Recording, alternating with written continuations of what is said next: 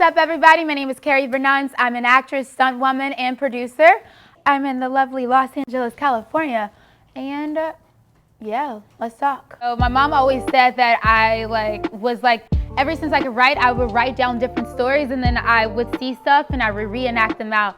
So she's like, I redid every show that I watched, and I would change to different character voices, and I would assign different roles to different people. So I would say from a very young age. And I also grew up in the church. I moved around a lot when I was younger, but no matter what church I went to, I was always a part of some Christmas play, Easter play, in the choir, dancing, singing, this, that, and the next. And I always knew I wanted to be an actress, but I also wanted to be other things, like an astronaut, a scientist, stuff like that. But acting has definitely been something part of me from a very young age. Okay, first gig that really introduced me to entertainment and TV, I would say, was Single Ladies. That was on VH1 with Lisa Ray and Stacey Dash, and that was when I was in Atlanta. Back then, I didn't know anything. I didn't understand that there was a whole thing with set life. I didn't know there was extras or background or co-star or this. All I remember is they were you're gonna be the assistant to Stacey Dash or Lisa Ray, her shop back then. And I just thought it was so cool. And I think I was just so naive, and also just oh my God, wow, this is so cool. I'm on a set. Oh my goodness. Instead of oh my God, this is actually a big deal, and I'm not soaking it in. And I was in college at the time, and I was heading to go to China, and they asked me if I wanted to continue on the show. But I was like, oh no, I have this thing in China, and I'm gonna come back, and I still have a career. But if I knew what I knew back then, maybe my career would be in a different place. But I'm actually really grateful for all the experiences that I had in between, because they only add more life to the characters that I get to play.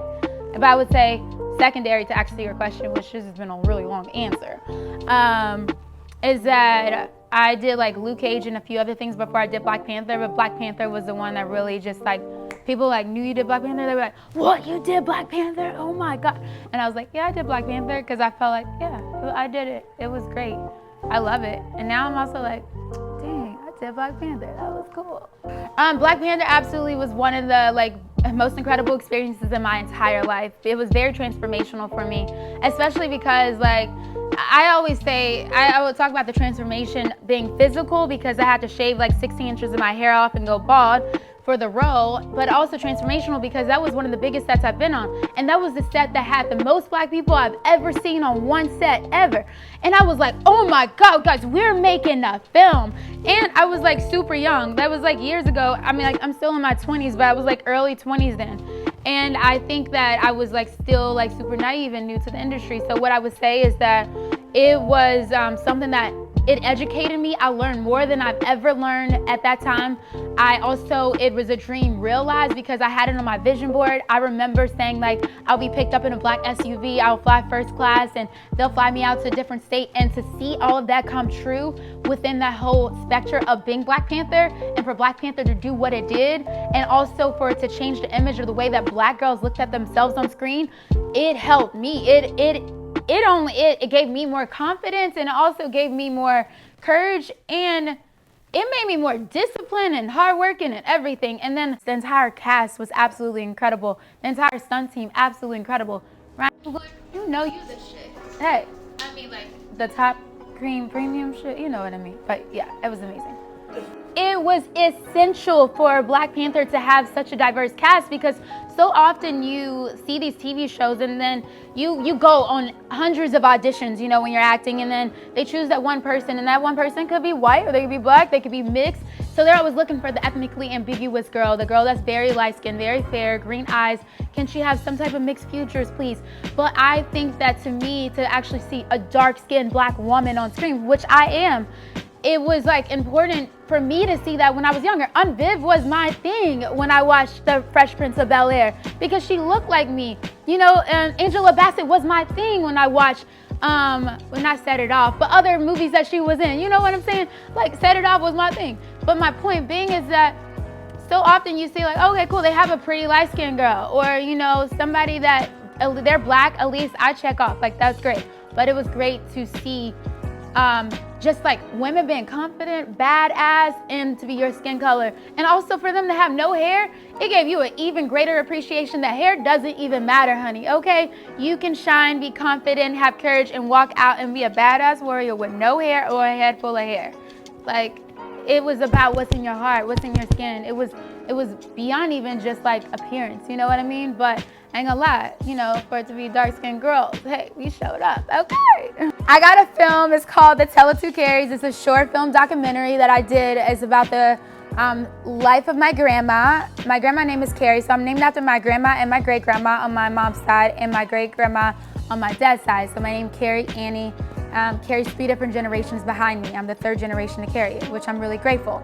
So the story of my film is about my grandma was born in Mississippi. Well, my grandma was born in Mississippi, but she raised in one of the poorest counties in Mississippi at the time, which is now present-day Tunica. At the time, it was called Sugar Ditch, which was right outside of Tunica, Robinsonville. And it's about how she was able to raise them, and her experience with sharecropping at the age of 5. She was sharecropping at the age of 5. She dropped out of school in the 5th grade to take care of her mom and kids in the span of 24 years. My grandma is absolutely incredible. Her strength and her courage is amazing. And I did this film because I wanted people to find their roots and to understand where they came from. Because I think so often we walk in this life and we have all these stresses and worries on us, but we don't understand that our ancestors are with us. Our ancestors are with us as we walk. They are in our footsteps. And if we can understand what they've been through, it can help us have a greater perspective of everything that we go through.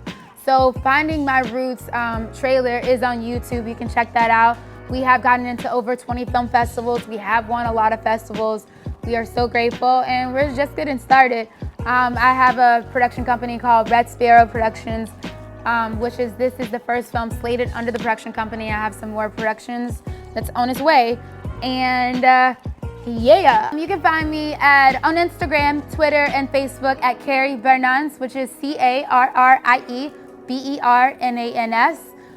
You can also go to carriebernans.com. You can also find me on TikTok. Sometimes I be hitting that TikTok, okay, at Carrie Bernans. And you can find me on your TV screen, duh, in the movie theater, duh, in your dreams, maybe, and in your thoughts, saying, you can do this, okay? I woke that dog up, sorry. But you get my point. You can do it. Don't sit on your greatness. Hi, my name is Carrie Bernans, and you just been buzzed.